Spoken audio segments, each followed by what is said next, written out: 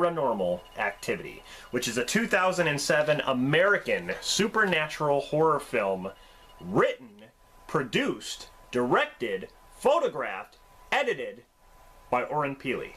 Another film he directed was Area 51, which was actually pretty decent, even though I prefer Paranormal Activity over this. But when it comes to producing credits, he also did the Insidious films, as well as The Lords of Salem. Sticking with Paranormal Activity, though, he did a fantastic job. I mean, this is a film that was only shot for $15,000. It had a limited release in theaters. I mean, you couldn't even see it around where you were unless you were really, really lucky. It was then acquired by Paramount Pictures. It was modified with a new ending for like $200,000. So in September 2009, it had a limited US release. Then in October of 2009, it had a nationwide release. And it made like $193 million at the box office. Talk about a profit. I mean, talk about a successful film. People were actually leaving the theater midway through the movie because they were frightened. You should see the reactions of people. You can go on YouTube right now and watch the reactions of the audience. They were actually promoting that big time. It was a big marketing tool, saying that this was one of the scariest films ever made, and that people were in the theater and it showed the reactions. Like, they'd be like, oh my god, like going like this. All that stuff was being promoted. It was brilliant. It was a brilliant marketing strategy to have this be limited in the US, to where people were curious. People were curious on why it was limited. Why was it so scary? Why were they promoting it like that, where people were scared out of their minds? I mean, for one thing, it's found footage, and those two words people hate. I mean, since the Blair Witch Project.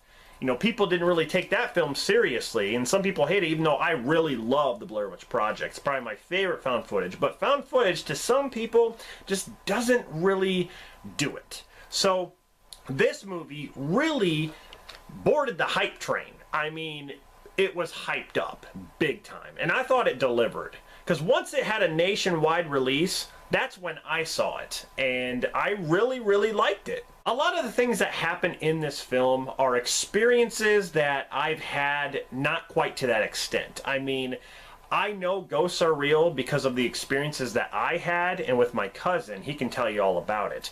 Nothing demonic, okay? That's what this is about. That was a demon, but nothing demonic. It's more like spirits messing around and stuff.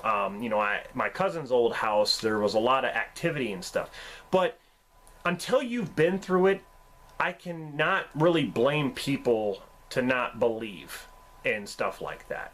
So, like I said, unless you've been through it. And I understand if there are skeptics out there that do not believe this stuff. I understand. I completely understand it. Yeah, people were actually leaving the theater because they were frightened. You know, some people were actually speculating that they were leaving because the film bombed and that it sucked. But that wasn't the case. Almost every interview, when you see people exiting the theater, the news was there and they were asking, what is it about this movie that makes it great? And people almost gave the same answers. It was frightening, it was exciting, it was scary, I couldn't look.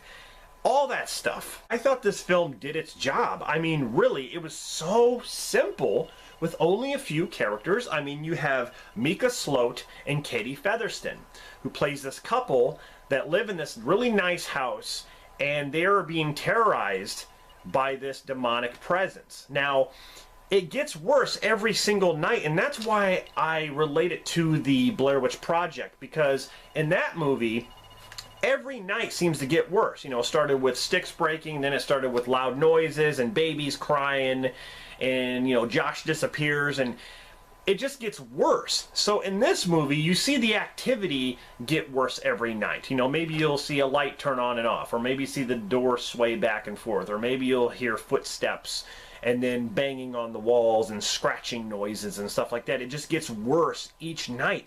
And that's why I just think I just really like it. It really keeps you on the edge of your seat in that way. But I do have some problems with the film. So the story that we get with this couple is that Katie has had this stuff happen to her when she was younger, which is where we dive into Paranormal Activity 3, but we'll get to that in the review. But this stuff has been happening to her since she was little with her sister Christy. And she tells this whole story about how she lived in this place, there was a fire, they lost everything, and this demonic presence or this shadow would always be at the foot of her bed. Even though her younger sister Christy did see it, it was always at the edge of Katie's bed. So there's something connected with Katie. And now that she's an adult, this stuff has been following her. And so now she's living with her boyfriend Mika, and this thing is terrorizing him every night. So he gets the bright idea to put a camera up in the bedroom, just like it is right here. So as you can see, they are in the bed. This is their bedroom, and then the camera faces down the hall where it's dark. And then the door, you can see there's like a shadowy figure right there. I think that was amazing as far as the camera work. That was a perfect view of what's going on in the bed, what's going on in the background, background down the hall, what's going on like over here where the door is. It gets a wide angle view of everything that's happening. And I just love how, like I said, it shows the time at the bottom there. It says 3 o'clock, which is like the witching hour or whatever, but it always seems to happen at a certain time at night, which is really, really cool. And there are some amazing things that happen where I'm just like, man, that was some cool tricks that they pulled off. The door would open and sway open, and in the background the light would turn on and off. There'd be footprints and footsteps. Katie gets drug out of the bed and dragged down the hall, which was an amazing... That's probably the creepiest thing about this movie is when she gets dragged down the hall. There's a creepy part where she just gets up and she stands there and stares at Mika. Like, she just stands up and stares at him, and the time passes. Like, so she's basically standing there for like 2 or 3 hours. Just standing there. I mean, it's amazing what they accomplished here. I mean, I just love the cinematography of it all. The basic camera shot. But, so they asked for help with this doctor who specializes in hauntings, and he's kind of psychic, and he comes to the house, and that's when he learns about their story, as well as the audience. The audience kind of learns about Katie's story and why this is happening, and so then the doctor gives his advice, like, okay, I think what you're dealing with is a demon and not a haunting because of what's going on.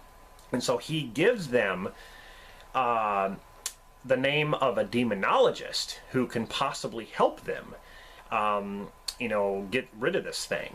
And so, they take down the number for the demonologist, and, Mika, I can't stand him in this movie because he always says that he's handling it. He says that he's going to handle it, he's going to find out what it is, he's going to take care of this. I never understood why he was written that way. I mean, it just sounds stupid. I mean, what is he trying to find here? All he's trying to do is set up the camera to see if he can catch something. Okay, good. If you catch something, which they did on the camera, he says, I'm handling it. How is he handling it? How is filming something going to make this thing go away? I don't understand that. He's acting really stupid. So she wants to call the demonologist to get this taken care of, because it starts to get worse every night. And he's like, no, don't call the guy. Like, don't call the guy. I'm not putting up with another dude coming in here. It's like, he's being stupid. Like, what are you doing? Like, honestly, I cannot believe she didn't hit him. This stuff is serious. This stuff is going on, and he sees it too. He should admit that this stuff is going on. The camera, it's catching things, but like, my point is, what is he accomplishing? What is he trying to do to make this spirit go away? He comes up with an idea to get a Ouija board and to give it what it wants. And the doctor told him specifically that if you get a Ouija board, you're inviting the spirit in.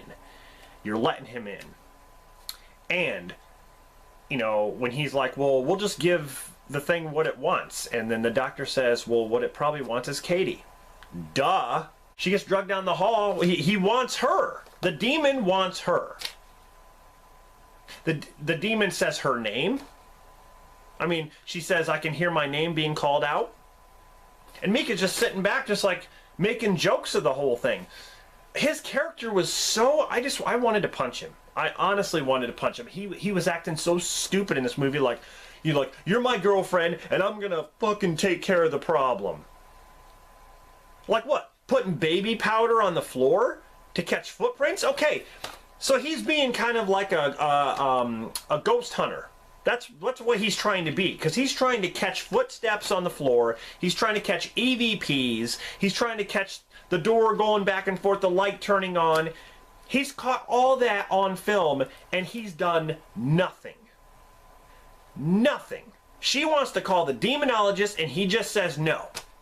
So finally, she gets fed up. She's like, the camera isn't working. Nothing's working. I'm calling him. When she calls him, she finds out that the demonologist is out of the country or whatever. He's out of town. He's not back. He won't be back for like 2 or 3 days. So again, you could have solved this. You could have had the demonologist come and take care of this if you weren't being stupid. So I blame Mika. I mean, I guess Katie was kind of stupid too. She should have just called no matter what. She should put the pants on in the house, okay? So they have no help coming. And Mika just basically continues on with this Ouija board. He gets one. He didn't listen to the doctor. He didn't listen to Katie. He just gets a Ouija board and doesn't care. Katie should have left his ass. I felt so bad for Katie in this movie. I really did. I felt so bad. I felt like she couldn't run from this. She had to stick it out with no help at all. Because Mika sure as hell wasn't helping. He wasn't doing anything to help her. I tell you one thing, I wouldn't want to be sleeping close to that door open like that. Hell no. So everything seems to get worse, and then there's a tragic event that happens at the end. And I wanted to talk about the endings, because there were a lot of endings. There was actually an ending that was scrapped. There is an alternate ending. There's of course, the theatrical ending, and one that you can actually view on YouTube. There was one that wasn't filmed, actually, and I'll go over the different endings. Then there was an unfilmed ending where Katie gets Mika's camera and beats him to death with the camera. Now, they didn't use that because they thought it would be too brutal. Honestly, I don't see how that would be brutal. I just really don't, because the alternate ending to this I thought was even more bloody, gorier, or brutal than that would have been. The alternate ending to this movie is where Katie kills Mika. She goes up to the bedroom, she locks the door, goes in front of the camera with this big kitchen knife and goes like this and slits her own throat while she's smiling, and then she just falls. There's also an ending on YouTube that you can see where she's sitting down in the bedroom by her bed right there, and she has the knife and she's like rocking back and forth like this.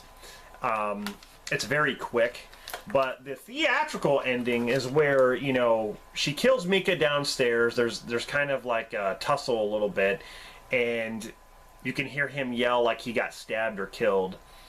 And she throws him against the camera in the bedroom, and he's dead. So she kneels down, she sniffs him a little bit, she looks at the camera and she smiles, and then she goes like this towards the camera, and her face turns into the demon face, which really looks bad. From what I hear, Steven Spielberg suggested that. She look at the camera, which was actually kind of creepy. I mean, when she gets down and she sniffs him, and then she looks up at the camera and she's like, she smiles, and then she goes towards the camera. I mean, the only thing creepy about that was the smiling. When she turned into the demon face looked so CG-ish. The CGI was bad. It just looked bad. It looked like a cartoon or something. It wasn't scary to me. When it comes to this movie, I thought they should have just left it alone. I mean, of course they're going to make sequels because it made money. It made a lot of money. So right away, they're going to greenlight some sequels. And I understand the storytelling of Katie and her sister, which is interesting. with the demon and all that stuff. But I think they got too carried away, just like they did with the Saw movies. They got carried away, and I think this movie is good as a standalone film, which is why I prefer the alternate ending, where Katie kills herself. I prefer that. But, you know, like, if that happened, then we wouldn't have any more. But, unless they made, like, prequel or whatever. But, anyway, this movie is the best one in the series, and I do like it. It's very well done with the found footage stuff. On here, there's the special features, which is the unrated version with the alternate ending, never seen in theaters, of course, and the theatrical version. A few more things on there. But yeah, the first Paranormal Activity. What do you guys think of this, honestly? Let me know in the comments. I'd have to say, like, you know, since I've had experiences, like I said, this movie did creep me out. It really did. I wouldn't say it's like one of the scariest films out there. I think Blair Witch is definitely scarier, but it definitely gave that creepy vibe in some of the, like I said, when she gets drugged down the hall like that, that was crazy. I remember in the theater, people were just like, oh, like screaming and stuff. But very, very good. I really did enjoy Paranormal Activity.